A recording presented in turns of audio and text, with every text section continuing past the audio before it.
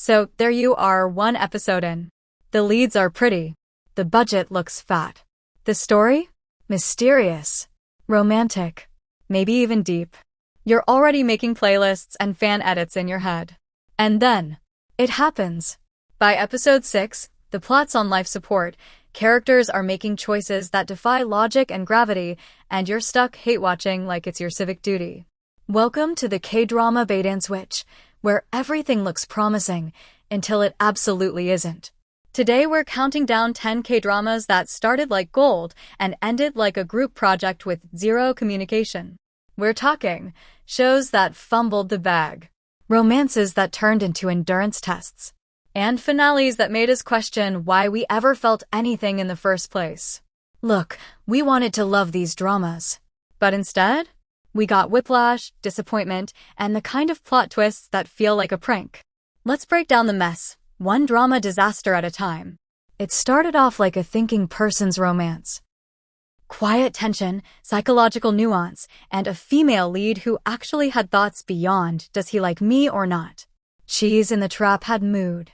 The first few episodes pulled you in with that slow burn vibe, Hong Seol's anxiety, Yoo Young's unsettling charm, and that ever-present feeling that something darker was bubbling under the surface. And then, somewhere around the halfway mark, the show decided it didn't need a main character anymore. Hong Seol, the literal protagonist, got shoved to the sidelines so the second male lead could take over the narrative like it was a hostile takeover. Entire plot lines were dropped. Character arcs spun in circles. And Yoo Young, the guy we were supposed to be unraveling, became a blurry side character in his own story. The final episodes barely even tried to make sense. It was like the writers ran out of time, got into a fight, and just said, fine, let's just end it. And fans? Oh, we noticed. To this day, Cheese in the Trap is the poster child for a promising drama completely derailed by behind-the-scenes drama. Even the author of the original webtoon publicly called it out for botching the story. Cheese had the flavor. It had the bite. But in the end, it left a bad taste. This drama had everything going for it on paper. A romance set in the fashion industry? Song Hye-kyo's comeback? Jang Ki-young in peak brooding mode? Yes, and yes.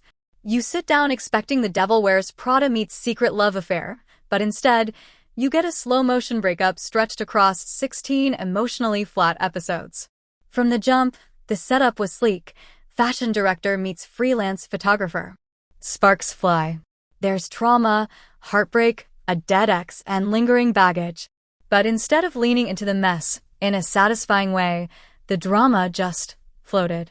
Conversations felt like meetings. Chemistry? Room temperature. Entire episodes passed with nothing happening. Unless you count staring contests and sighing as major plot points.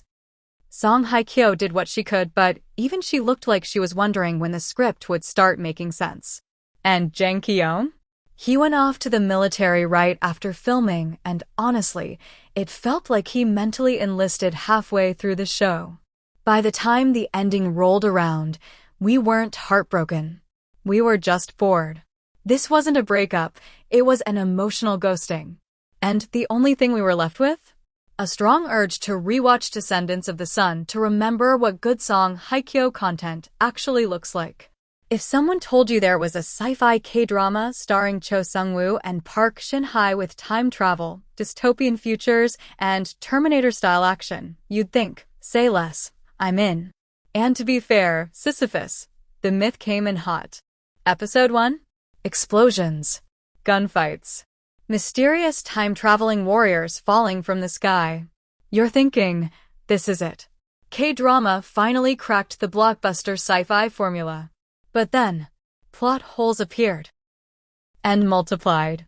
And eventually formed a black hole that swallowed logic, pacing, and most of the characters' motivations. Time travel rules? Inconsistent. Villains? Cartoonish. Dialogue? Half expositional monologue, half tech jargon salad. And Park Shin-hye's badass intro? Yeah, she spent most of the series just following Cho Sung-woo around while people yelled Control Bureau. Every 10 minutes. It felt like watching two geniuses try to defuse a bomb, only to realize they're in the wrong building and the bomb is a metaphor. By episode 10, the only real mystery was how this show still had budget left for CGI. And the final twist? Less mind-blowing, more mind-numbing. Sisyphus had the pieces of a classic. But like its namesake, it just kept pushing that story uphill, only to let it roll all the way back down. Let's be honest, Sweet Home Season 1-8. A tight, terrifying, emotionally raw horror story about trauma, grief, and monsters that were just human pain made physical. It was stylish, intense, and weird in the best way. Cha Hyun-soo's descent into monsterhood? Iconic. The green home residence? Memorable. The cliffhanger ending? Had us screaming at our screens. So, when Netflix finally dropped seasons 2 and 3 years later, expectations were sky high. But what we got felt like a completely different show. Gone were the claustrophobic thrills and layered metaphors. In came military bunkers, half-baked world-building, and a pacing problem so bad you could skip full episodes and miss nothing. Season 2 was all vibes, no stakes. Season 3 tried to raise the emotional weight, but the characters we loved either vanished, got rewritten, or stood around spouting vague philosophical one-liners. Hyun-soo? Reduced to a moody NPC. Eun-yu? Somehow got less to do than background soldiers. And that ending? Let's just say it answered nothing and created more questions than Reddit could handle. Fans waited years. What we got was 2 seasons of filler, confusion, and missed potential. Sweet Home deserved better. And so did we. No one was ready for how gorgeous this drama looked. From the lighting to the vibes to Song Kang's entire face, nevertheless had art student thirst trap energy from day one. It was moody. It was modern. It was messy in a way that felt real. And that first episode? Hooked. Us. All. You thought, finally, a K-drama that gets the emotional chaos of dating in your 20s. But then it never evolved. It just kept going in circles. Every episode was, they flirt. He ghosts her. She cries. Repeat. Plot development? Minimal. Character growth? Non-existent. Communication? Who needs it when you can stare moodily at each other across a sculpture studio? And let's be honest, the show tried to normalize toxicity by calling it realism. Park Jae-yeon wasn't a misunderstood soft boy. He was just a walking red flag with great hair. And Nabi? We begged her to leave, and she said, nevertheless. By the end, viewers were emotionally exhausted, confused why they stuck around, and kinda embarrassed they downloaded the OST. Nevertheless had a stunning first impression. But as a relationship, it gave Don't Text Your Ex at 2 a.m. energy. The Glory Part 1? A masterclass in slow burn revenge. Song Hye-kyo reinvented herself. The bullies were despicable in the best way. The tension? Chef's kiss. Every episode was a pressure cooker. Every stare, every monologue, loaded with quiet rage. It was trauma, vengeance, and trauma weaponized. And when Part 1 ended, we were frothing at the mouth for the fallout. Then came Part 2. And instead of exploding, it fizzled. Sure, it wrapped up storylines. But it felt like the show went from chess game to group project. Suddenly everyone was confessing, turning on each other, or dying conveniently, all with the emotional impact of a shrug. The villains? Declawed. The payoffs? Rushed. And that final confrontation between Dong-eun and Yeonjin? Less epic showdown, more awkward TED Talk with a Bible verse.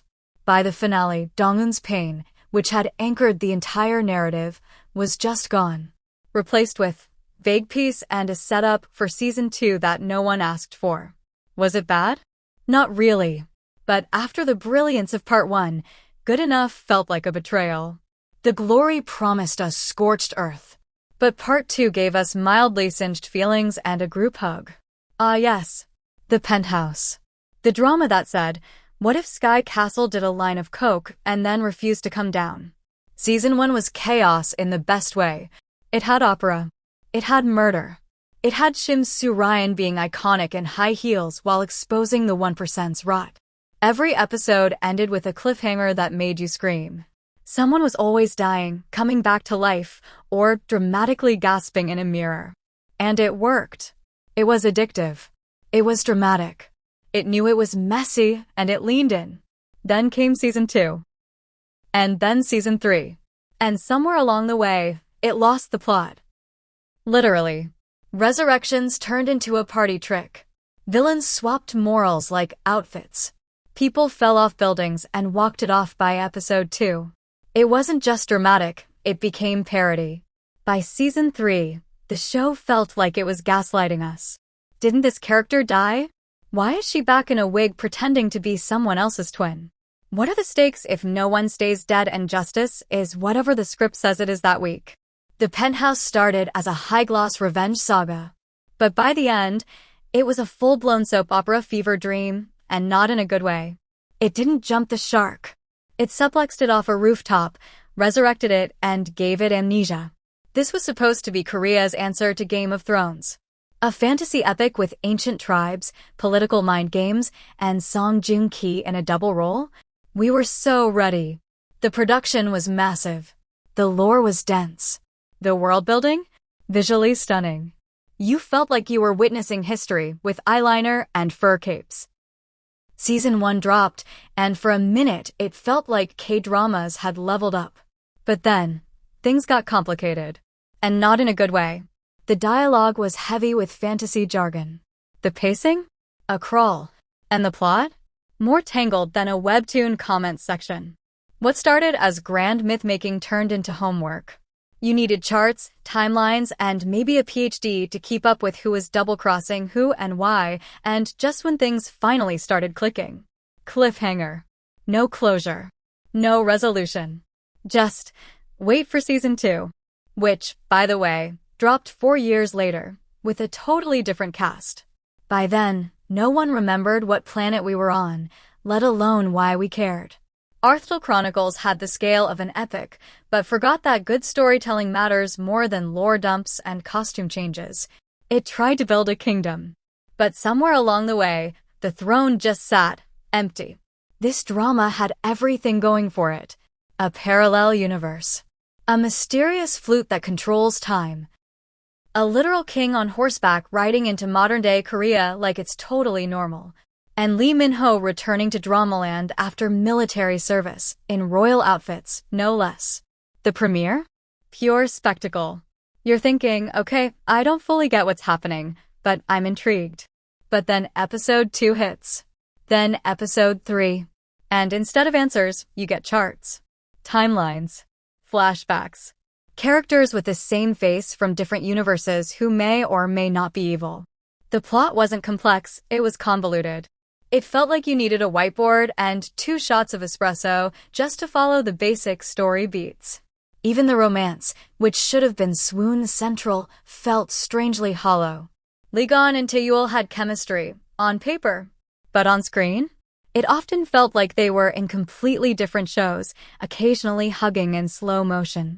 And don't even get us started on the villain. He had the charisma of a beige wall and motivations that changed depending on the weather.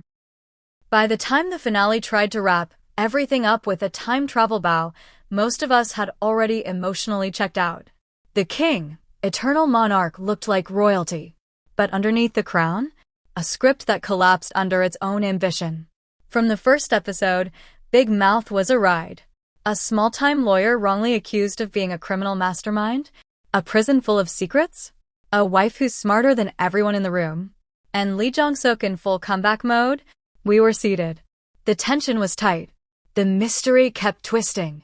And for weeks, fans were playing detective, arguing over, who is the real Big Mouse? Is Chong-ho faking it? Is this all a setup? Every episode ended with another layer peeled back. The vibe was gritty, dark, addictive. And then, they revealed who Big Mouse was. And it was underwhelming. But fine, we rolled with it, hoping the payoff would be worth the build-up.